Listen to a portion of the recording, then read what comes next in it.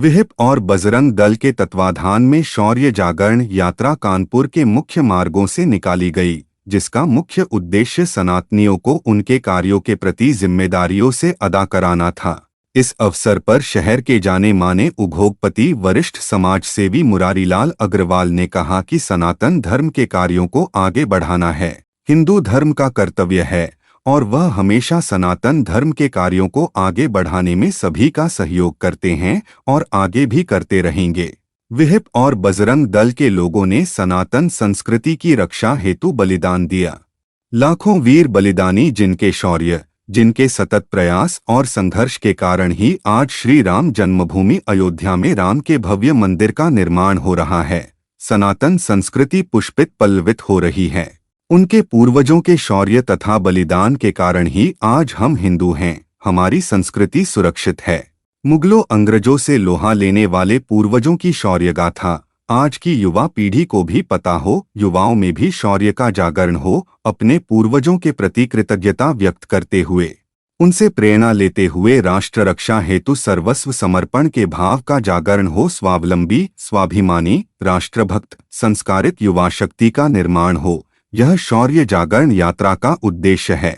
यह बजरंग दल की शौर्य जागरण यात्रा बेसिकली 6 दिसंबर 1992 को राम भक्तों ने, बजरंग दल के कार्यकर्ताओं ने जिस शौर्य का प्रदर्शन करते हुए समूचा आंदोलन लड़ा और गुलामी के चिन्ह को मिटाए, उस बाबर की निशानी को समाप्त किया और आज सुप्रीम कोर्ट के संविधान बेंच के सर्वसम्मत फैसले से राम ही राष्ट्र हैं, इस बात की पुष्टि के साथ राम जन्मभूमि पर भव्य राम मंदिर निर्माण का मार्ग प्रशस्त ही नहीं हुआ, वरन 2024 के जनवरी में प्राण प्रतिष्ठा और यह देश इस स्वाभिमान के जागरण का एक मूर्त स्वरूप देखेगा।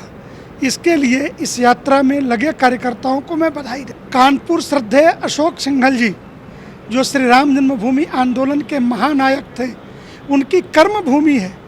यात्रा यहाँ पहुँची ही नहीं, जिस बजरंग दल ने पूरे देश में यात्रा निकाली है, उस बजरंग दल की स्थापना की भूमि भी कानपुर ही है। एक तरीके से 2 राष्ट्रीय संयोजक इसी कानपुर से ही, और मैं कहूँ कि स्वतंत्रता आंदोलन के शंखनाद की भूमि भी अगर गंगा का तट कानपुर बिठूर ही है तो यह कोई अतिशयोक्ति नहीं है। चंद्रशेखर आज़ाद की अगर भूमि भी कानपुर ही है तो सनातन हिंदू धर्म के इस उद्घोष के साथ यह भूमि कानपुर की है, इसलिए यात्रा यहाँ पहुँची है। स्वाभाविक रूप से हमें स्वागत करना चाहिए। देखिए, ये शौर्य जागरण यात्रा हमारे भारतीय परंपरा, राष्ट्र विचारणीय राष्ट्र की चिंतन के लिए, हमारी पूर्व भौगोलिक और आध्यात्मिक परंपरा को स्थापित रखने के लिए, हमारी भारतीय परंपरा की किस प्रकार पूर्व महत्व रहा है और प्रेजेंट में क्या है, इसलिए हम पुनः अपने पूर्व मान्यताओं की ओर आए, धार्मिक स्थानों को पुनः जागृत करें, देवी देवताओं के प्रति आस्था श्रद्धा रखें, साथ ही हमारी जो परंपरा के तहत जो हमारी मातृभूमि है, जिनका जो विघटन हुआ है, अनेक जगह अतिक्रमण कब्जा हुआ है, उसको मुक्त कराकर पुनः अपनी पहचान को स्थापित करके, इसलिए शौर्य यात्रा के माध्यम से पूरे भारत में इसकी अलग जगह है।